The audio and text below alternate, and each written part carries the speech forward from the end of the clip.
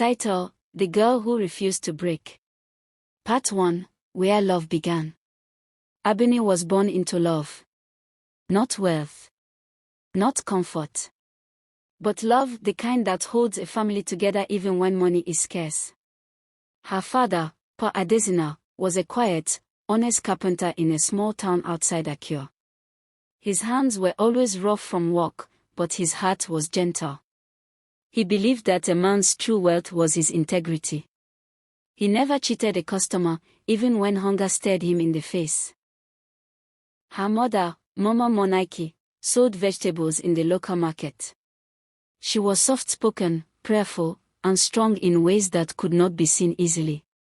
Every morning, she woke before dawn, tied her wrapper, and prayed over her home before stepping out to face the day. They lived in a small two-room apartment with cracked walls and a leaking roof. When it rained, they placed buckets around the room. When food was small, they shared it equally.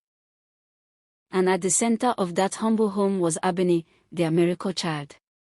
They didn't have much, but they gave her everything they could. Love. Discipline.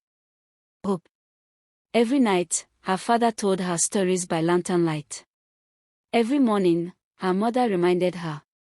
Education is the only inheritance we can give you. Pa Adesina had a younger brother named Connor. Connor was the opposite of him, loud, impatient, and greedy. He believed life owed him comfort without effort. While Pa Adesina worked tirelessly with his hands, Connor chased shortcuts and quick money. Connor resented his brother deeply. Not because Pa Adesina was rich, but because he was respected. People trusted Pa Adesina. They praised his honesty. They spoke his name with honor. Connor, on the other hand, was known for failed businesses and borrowed money he never returned. What hurt Connor the most was a piece of land their late father had left behind. Though small, the land was valuable. And Pa Adesina had refused to sell it cheaply or allow shady deals. Connor wanted fast money. Pa Adesina wanted patience. That disagreement planted bitterness. The night Abeni lost her parents began like any other. Mama Monaiki cooked yam porridge. Pa Adesina returned late, tired but smiling. They prayed together as a family. Abeni slept between them that night. She would later remember her father's hand resting protectively on her head. That was the last time. In the dead of night, strangers entered their compound. They came quietly. Too quietly. Connor had told them when Pa Adesina would be home. He had told them where the land documents were kept.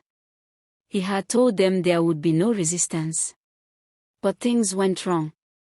Pa Adesina woke up. He fought. Mama Monaiki screamed. The thieves panicked. By morning, the neighbors found a door forced open. And 2 lifeless bodies on the floor. The land documents were gone. Abeni was alive, hidden under the bed, shaking, silent, and traumatized. Connor cried the loudest at the burial. He shouted. He blamed armed robbers.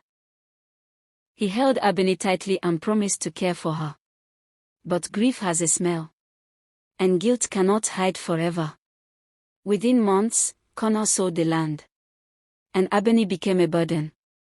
Abeni moved from one relative to another. She became a house help. A cleaner, a forgotten child. Her parents' love became a memory she held onto in silence. But something they planted never died. Hope. Every hardship reminded her of her mother's prayers. Every insult echoed her father's voice saying, "Never let the world make you bitter." This is not just a story about loss. It is a story about betrayal, survival, and destiny. It is the story of a girl who watched darkness take everything. And still chose light.